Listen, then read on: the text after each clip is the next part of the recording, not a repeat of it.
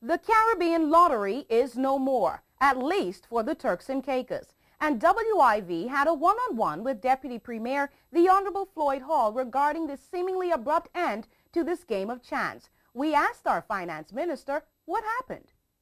The lottery is a classic case of a business venture that I guess that's failed. Not everything that you get involved with in life you will be successful at. And again, I think people will try to make much out of it, but the simple situation is this, is that it was a private undertaking, a private entity for which government supported, all right? And at the end of the day, after going at it for about 2 or 3 years, they realized that they cannot make it. It was a well-known fact that the lottery was not making much money, and the official opposition, PDM, had charged that the lottery was a waste of time and country resources. The government said it would give the game a chance, but it seems the Caribbean Lottery could no longer hold up. A letter was written by the operator to us expressing his desire to terminate. Our national manager of money explained that the scope of the lottery was too large, minimizing the chance for residents of the TCI to ever win. It is this concept, the Honorable Hall feels, ultimately caused the drawing to do not much drawing of players, that is, at all.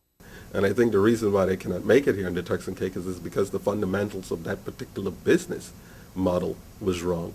You know, I heard people talk about the fact that they never won anything from the lottery, and it is because I think the lottery had like a regional drawing. Every time the drawing took place, it was a regional drawing. And if you have a population in the Turks and Caicos with 33,000, and you have a population in Barbados, I don't know what the Barbados population is, probably, let's say 500,000, you know, and you have persons in other areas of the Caribbean playing, and their populations happen to be much higher than the Turks and Caicos. Despite the Deputy Premier's comments that the lottery is a done deal in this part of the region, the official website of the Caribbean Lottery is still promoting us as a destination from which you can buy a chance to win the current $100,000 jackpot. But not so. Outlets around the island have not been selling the tickets for at least 3 weeks now, and the Honorable Hall concurs that the relationship is certainly severed.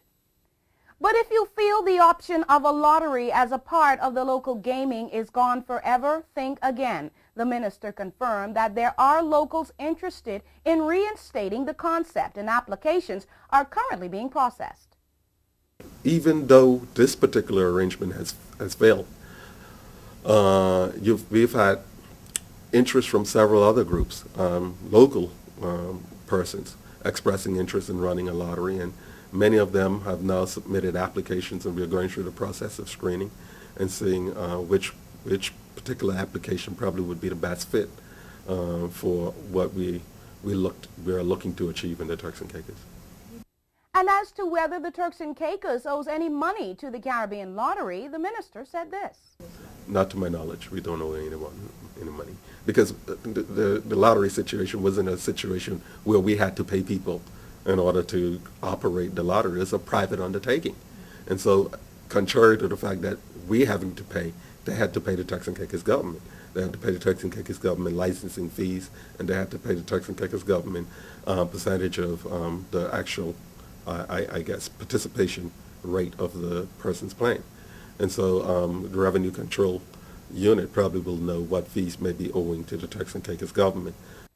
During this exclusive, News 4 also heard from the minister regarding the finances of the TCI. He assured that no, the country is not broke, and that Veranda will be getting a new developer. You will hear more from the Honorable Floyd Hall in the coming days.